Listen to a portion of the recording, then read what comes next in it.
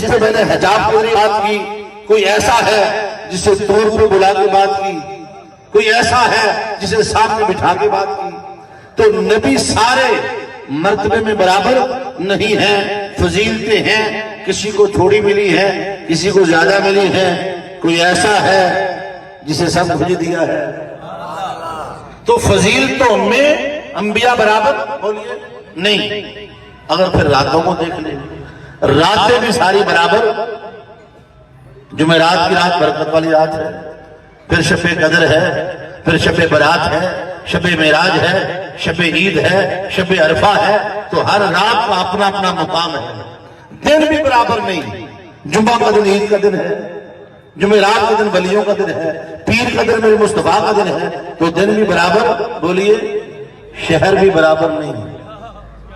دنیا میں بڑے شہر ہیں، مگر ایک شہر ایسا ہے، اللہ فرماتا لا اقسم بہذا البلد وانت حل بہذا البلد ووالد وما ولد، مجھے قسم ہے مصطفیٰ اس شہر کی جن گلیوں میں تو خرامیں ناز کرتا ہے۔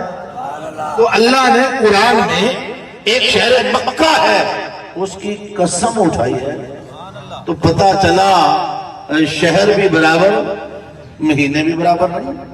فرمایا شہر رمضان الذی انزل فیہ القرآن، رمضان وہ مہینہ ہے جس میں قرآن اترا۔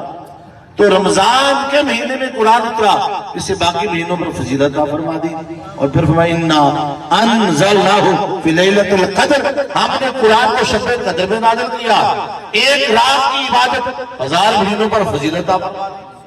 پتہ چلا نہ دن برابر، نہ رات برابر، نہ شہر برابر۔ توجہ ہے کہ نہیں؟ پھر بندہ بھی بندے کا برابر نہیں ہے۔ اِنَّا اَكْرَمَكُمْ عِنْدَ اللَّهِ أَتْقَاكُمْ، قرآن فرما رہا ہے اللہ کی نگاہ میں عزت والا وہ ہے جس کے پاس تقوی کی دولت ہے۔ اللہ کی نگاہ میں عزت اس کے پاس جس کے پاس تقوی کی، بولیے۔ تو بندے بھی بندے کے برابر، تقوی والے کی عزت زیادہ ہے، دین والے کی عزت بولیے زیادہ ہے۔ جس کے سینے میں قرآن ہو اس کی اور عزت ہے۔ عالم سویا رہے، سو عبادت کرے، اس کا سونا بھی ان سے افضل ہے۔ تو علم کی فضیلت ہے یا نہیں؟ اسی علم کی فضیلت نے تو فرشتوں کو آدم کے سامنے جھکا دیا تھا۔ میں مسجود ملائک ہوں، مجھے انسان ہی رہنے دو، فرشتہ کہنے سے میری تحقیر ہوتی ہے۔